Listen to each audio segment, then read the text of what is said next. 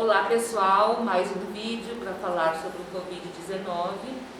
Infelizmente estamos na bandeira vermelha ainda, mas o fato é que realmente está aumentando o número de casos no município de Dois Irmãos, sendo que atualmente nós temos 41 pessoas com teste positivo e 9 recuperados. 3 estão internados ainda e, infelizmente, um óbito. Cabe salientar também que ontem, através da portaria do governo do estado, nós tivemos uma alteração no protocolo de distanciamento controlado, na qual foi acatado o nosso pedido, em que permite que o comércio varejista não essencial possa atender somente com teleentrega ou levar e buscar na própria loja. Hoje eu estou aqui em companhia da doutora Maristane para falar alguns detalhes sobre Covid-19, nos informar melhor, porque informação é tudo para nós e nós precisamos desses técnicos trabalhando. Um bom dia a todos. Peço licença para entrar na casa de vocês e fazer algumas observações a respeito da infecção por coronavírus, tentando auxiliar no controle dessa pandemia. Inicialmente, assim, quando procurar uma unidade de saúde, né? Se a pessoa tem sintomas de gripe, inicialmente ela pode ligar para o Disque Corona. Lá no Disque Corona, falando dos seus sintomas, eles podem orientar se vai procurar uma unidade de saúde, se vai na unidade 24 horas, se vai na unidade de apoio do coronavírus. Então, na dúvida, fica em casa e liga para o Disque Corona. Quando se chega na unidade de saúde, o que é avaliado? Quais são os critérios para síndrome gripal? Tem que ter febre referida, né? A pessoa tem sensação de febre medida, né? Algo que lembre febre acompanhada de tosse, ou coriza, ou dor de garganta, que pode ou não estar acompanhada de mal-estar, dor no corpo, né, que são outros sintomas que podem ou não estar presentes. E, além disso, a gente sabe que tem uma gama de outros sintomas menos comuns, que vão ter que ser avaliados pelo médico. Chegando nessa unidade de saúde, se vai avaliar se essa pessoa tem síndrome gripal ou não, e a seguir se avalia os critérios de gravidade, né? É uma forma leve, é uma forma moderada, é uma forma grave.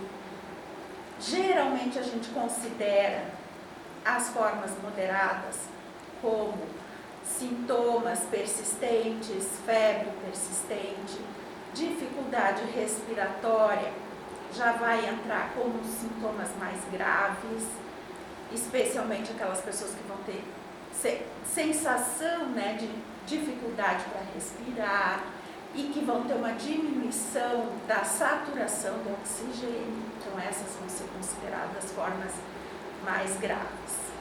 Em princípio, todas as pessoas com síndrome gripal, independente da forma, leve, moderada ou grave, devem ser afastadas por 14 dias. Hoje, gripe é igual a afastamento, independente se é por coronavírus ou por um outro agente patógeno. Isso quer dizer que temos que afastar tanto a pessoa que está com os sintomas, quanto os contatos familiares desta pessoa. Ou seja, a pessoa que tem os sintomas e seus contatos familiares todos devem ser afastados por 14 dias e ficar em isolamento domiciliar. Isso é uma medida sanitária que é regida por lei do Ministério da Saúde. Quanto aos exames, independente de fazer ou não fazer exames para diagnóstico do coronavírus, o afastamento deve ser cumprido, porque a síndrome gripal hoje determina que a gente afaste o indivíduo por 14 dias. Com licença, doutora, eu acho que isto que a doutora está falando é muito importante, mas muito importante mesmo. Síndrome gripal, se fica em casa, não interessa fazer o exame ou não, né, doutora? Porque nós estamos isolando esse grupo familiar para que fique 14 dias em casa.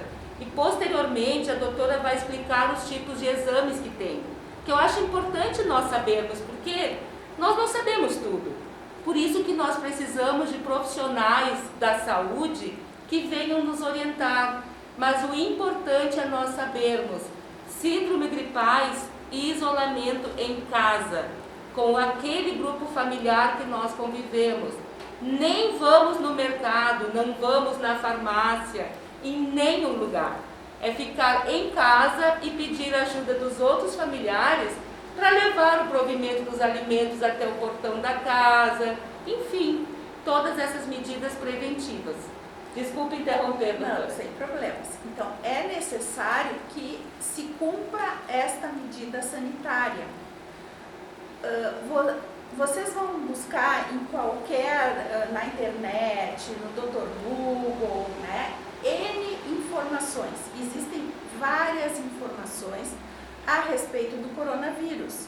Porém, certezas não temos, porque é uma doença nova, de pouco tempo de evolução. Começou dezembro, janeiro desse ano e os estudos não são totalmente certos, não são totalmente definitivos a esse respeito. Então, todas as coisas que eu estou falando aqui, elas estão de acordo com a vigilância epidemiológica do Estado, porque são muitas informações e temos que escolher algo que nos norteie. Enquanto instituição pública do Estado do Rio Grande do Sul, estamos seguindo todas as orientações e protocolos da vigilância epidemiológica do Estado do Rio Grande do Sul.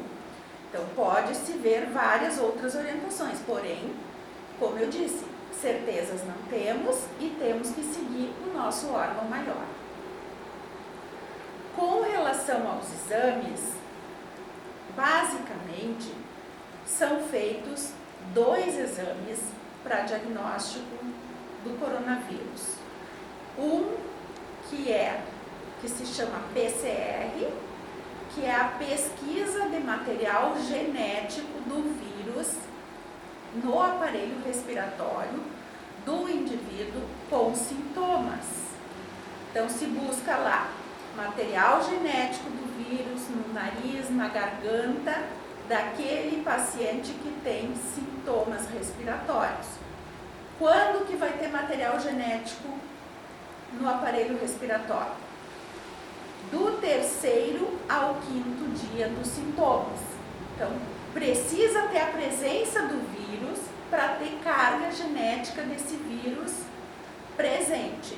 Então, no máximo até o 7º dia, é fase aguda da doença. Então, a carga genética, material genético, presença de vírus, vai estar presente no aparelho respiratório da pessoa doente até o 7º dia. Preferencialmente, o exame deve ser coletado do 3º ao 5º dia. Resumindo, doutora, Dos sintomas. Isso, resumindo. Por exemplo, se eu tenho febre hoje, praticamente não adianta eu fazer o exame.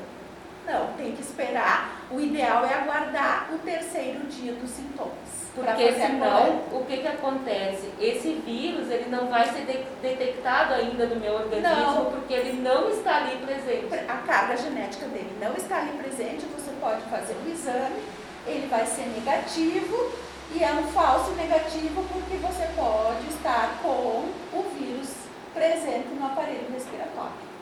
Ok. Isso, então, diagnóstico na fase aguda. Uma vez que o corpo do indivíduo entra em contato com o vírus, ele vai produzir anticorpos contra esse vírus, mas precisa-se um tempo para que esses anticorpos sejam produzidos pelo nosso corpo. Então, e detectados pelos testes. Então, o segundo modo de se detectar o vírus é a partir da pesquisa desses anticorpos. E aí nós temos o teste rápido. O teste rápido que temos é rápido porque o resultado sai em 15 minutos. Não é rápido porque ele detecta o vírus primeiro que os outros.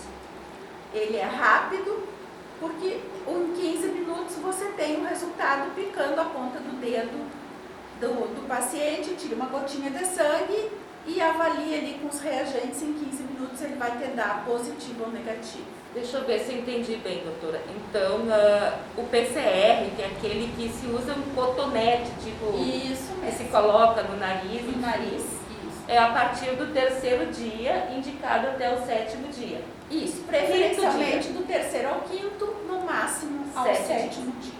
Já o teste rápido, eu também imaginava assim. Eu imaginava que o teste rápido começou os sintomas, logo já ia saber se tinha.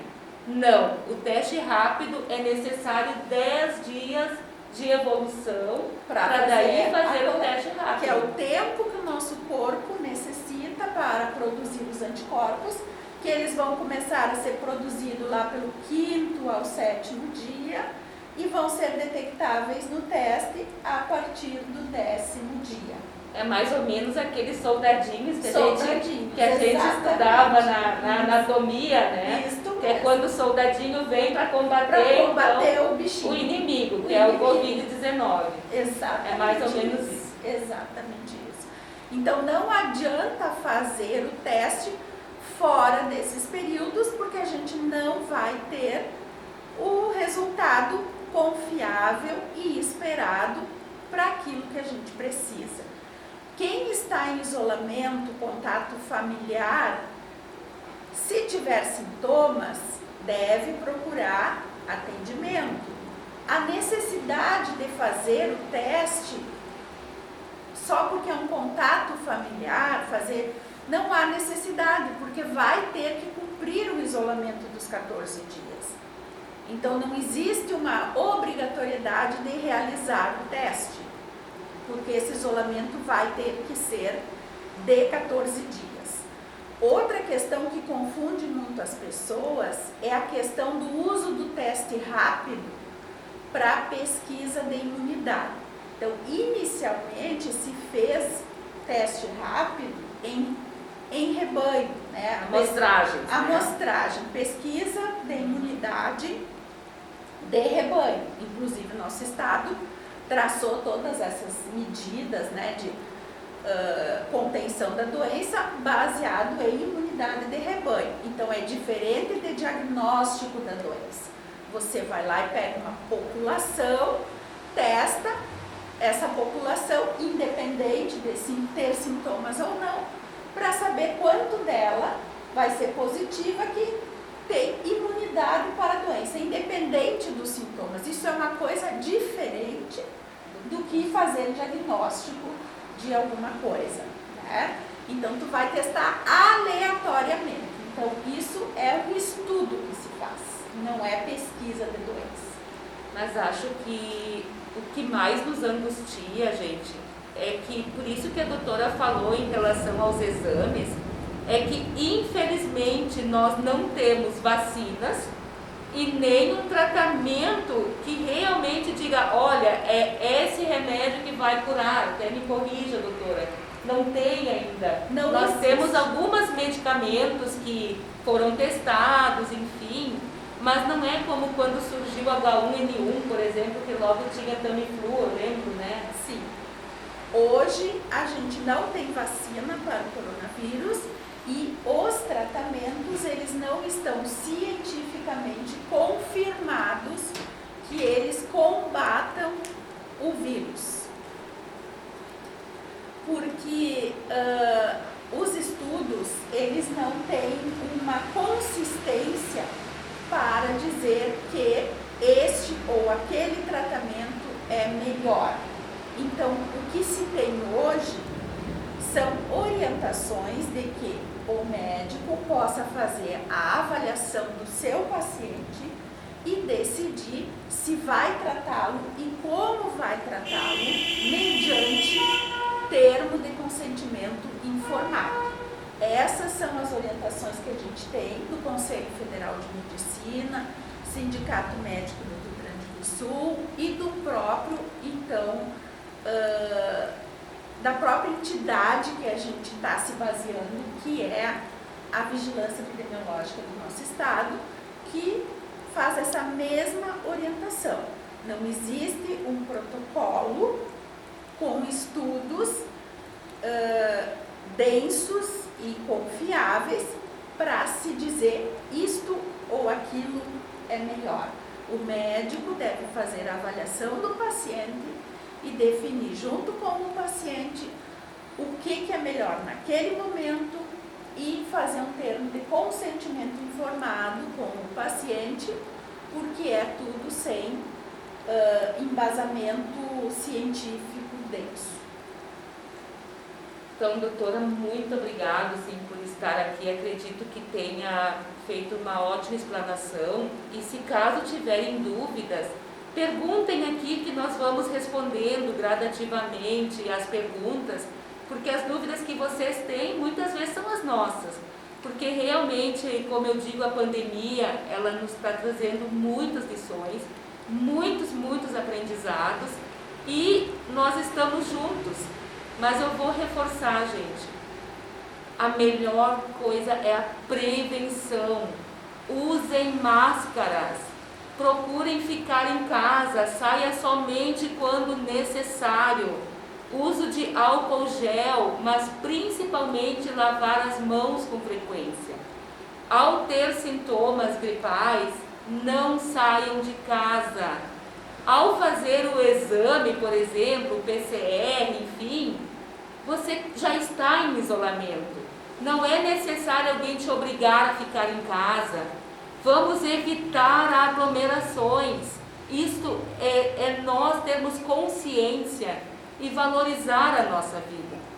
Infelizmente, doutora, eu tenho que dizer que os nossos profissionais de saúde, eu estou falando em relação à região toda, já estão adoecendo com a Covid-19. Com certeza. E isto é uma grande preocupação que nós temos, que pode chegar um momento que nós vamos ter espaços físicos e não teremos profissionais de saúde. Então, nós estamos vivendo, acredito, que é o momento mais sério, assim, e de comprometimento, e de um pacto de amor à sua vida e à vida do próximo.